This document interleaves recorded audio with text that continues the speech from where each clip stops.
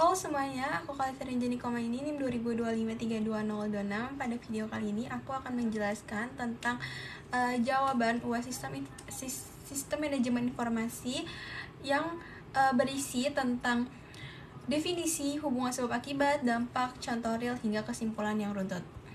Oke, yang pertama adalah Business Intelligence atau BI. Secara definisi, BI merupakan serangkaian proses arsitektur dan teknologi yang mengubah data mentah menjadi informasi bermakna untuk mendorong tindakan bisnis yang menguntungkan.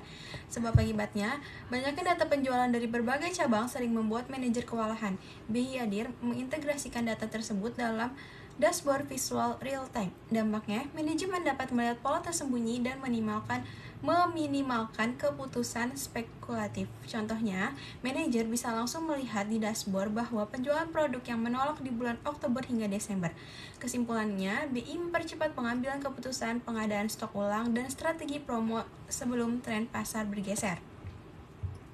Yang kedua adalah Enterprise Research Planning atau ERP. Didefinisikan sebagai sistem perangkat lunak modular yang dirancang untuk mengintegrasikan area fungsional utama dari proses bisnis perusahaan ke dalam satu sistem terpadu.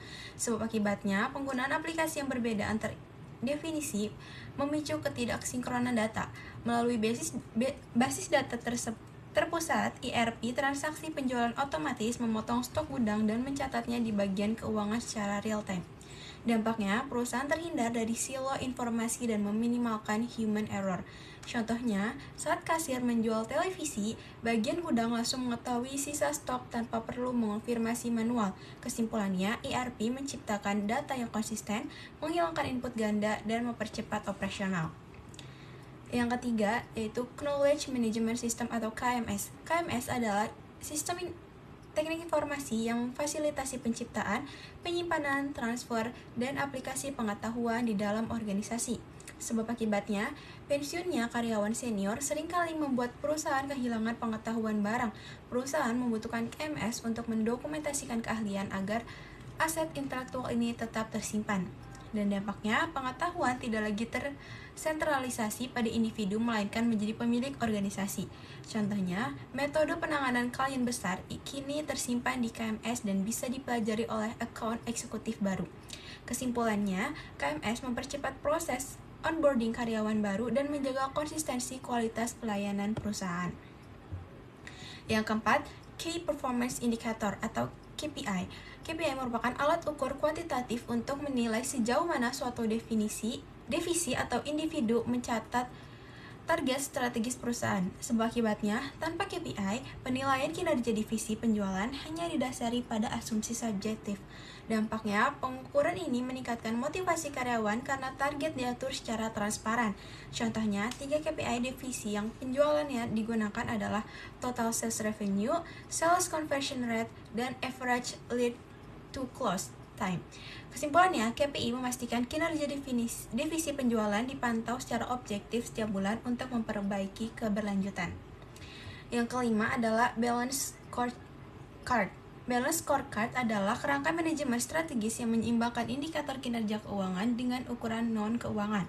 Sebab akibatnya, perusahaan hanya fokus pada keuntungan finansial dan sering mengabaikan faktor pendorong jangka panjangnya. Dampaknya, penerapan metode ini menghindarkan perusahaan dari orientasi keuntungan jangka pendek yang beresiko.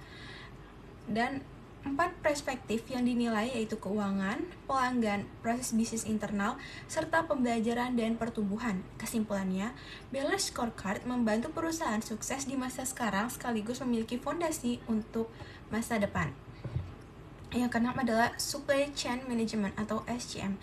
SCM merupakan pengelolaan terintegrasi atas aliran material, informasi, dan keuangan dari pemasok hingga pelanggan akhir. Sebab akibatnya, keterlambatan pengirim dari pemasok merusak reputasi perusahaan di mata konsumen. Melalui SCM yang terhubung, pemasok dapat memantau stok kita secara real time. Dampaknya, visibilitas yang tinggi ini memangkas birokrasi pemesanan. Contohnya, pemasok bisa otomatis mengirimkan barang begitu stok kita menipis.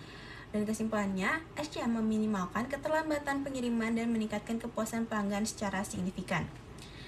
Yang ketujuh ada fenomena Bullwhip Effect. Bullwhip Effect adalah lonjakan fluktuasi permintaan dari tingkat hilir ke tingkat hulu di dalam rantai pasok. Sebab akibatnya, kurangnya transparansi informasi dan kepanikan menimbun stok pengaman memicu penumpukan barang yang berlebih. Dampaknya, perusahaan menderita kerugian akibat pembengkakan biaya penyimpanan di gudang. Contohnya, saat minimarket memesan mie instan secara berlebih karena curah hujan naik, padahal permintaan real masyarakat tetap stabil. Kesimpulannya, solusi adalah menerapkan POS, data sharing secara langsung ke pabrik dan mengotomatiskan pengisian stok untuk meredam distorsi informasi. Yang kedelapan ada Gantt chart.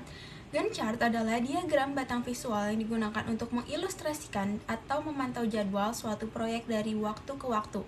Akibatnya, tanpa adanya visualisasi jadwal, tim proyek rentan mengalami keterlambatan.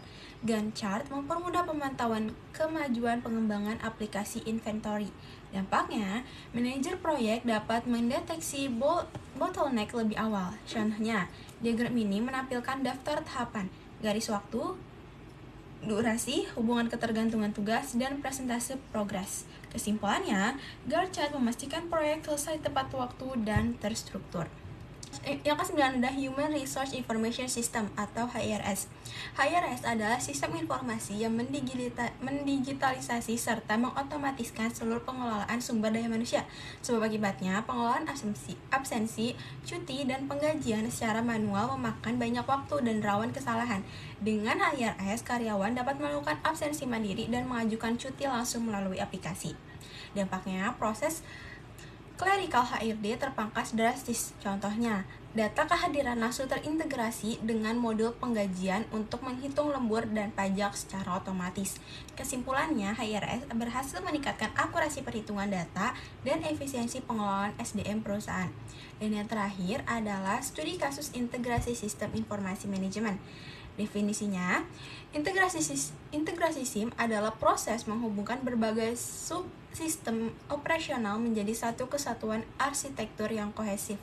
Akibatnya, masalah yang dihadapi perusahaan distribusi berupa data yang tidak terintegrasi, stok berlebih, keluhan pelanggan yang meningkat, dan sulitnya pemantauan kinerja divisi diselesaikan dengan merancang integrasi 4 sistem utama. Yang pertama ada ERP, Enterprise Resource Planning, berfungsi untuk menyatukan data divisi penjualan, gudang, dan keuangan sehingga data yang tidak sinkron dapat dihilangkan.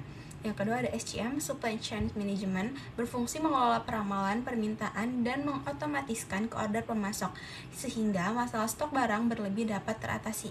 Dan yang ketiga ada CRM, Customer Relationship Management, berfungsi melacak riwayat transaksi pelanggan demi mempercepat penanganan komplain sehingga keluhan pelanggan menurun. Dan yang terakhir ada BI, yaitu Business Intelligence, berfungsi menarik data dari ERP, SCM, dan CRM ke dalam dashboard performance KPI secara real time. Dampaknya, integrasi ini menciptakan aliran informasi yang mulus dari back office hingga front office.